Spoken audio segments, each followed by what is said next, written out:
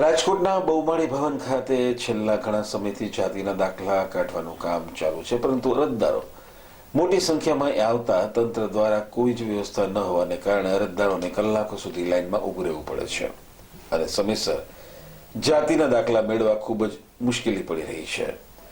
આજે હેલો સૌરાષ્ટ્રની ટીમ બહુમાળીએ ગઈ ત્યારે અફરાતફરીનો માહોલ જોવા મળ્યો હતો. જાતિના દાખલા માટે જિલ્લા ભરમાંથી અસંખ્ય અરજદારો આવે છે, પરંતુ તંત્રની વ્યવસ્થા ન હોવાને કારણે મોટી મોટી લાઈનો જોવા મળે છે. તંત્ર દ્વારા દાખલો કઢાવનાર અરજદારને ધક્કા પણ થાય છે. આ બાબતે તંત્ર ધ્યાન આપવું જોઈએ તેવી ઉગ્ર લોક માંગણી ઉઠી રહી છે. અહેવાલ પ્રવીણ મેર.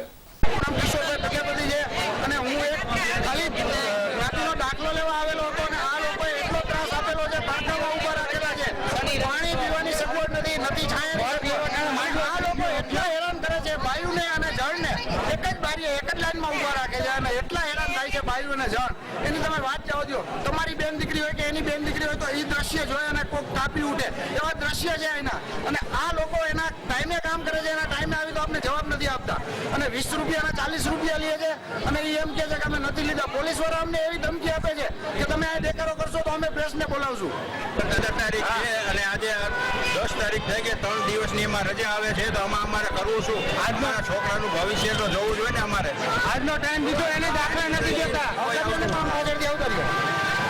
તારીખ આ બધા અમારે કેવી રીતે ભરવા ના ગમે એમ કરી લાગે. આનું કઈ રજામાં કઈ અને ઓફિસ ચાલુ રાખીને બધાને કઈ જાતિના દાખલા પ્રમાણપત્ર આપી દેવા વિનંતી. સંગીતાબેન વિજયભાઈ વિસડિયા અમને આ બધો દાખલો કાઢી નથી આપતા. અમને એમ કે છે કે આ તમારું પ્રૂફ જોઈએ છે, પ્રૂફ જોઈએ છે. પ્રમાણપત્ર કાકા કુટુંબના માંગે છે તો એ લોકો ભણેલા નથી, એનું પ્રમાણપત્ર નીકળેલું નથી. તો અમારે શું કરવાનું આના માટે? અમારે નાના છોકરાને ભણાવવા છે, અમે ગરીબ માણસો છીએ અને અમારે ભણાવવા છે. તો અમારે દાખલા જોઈએ છે, દાખલા આ લોકો કાઢી નથી આપતા. તો અમારે શું કરવું એના માટે? અમે નાના છોકરા લઈને આજે અઠવાડિયે 15 દિવસ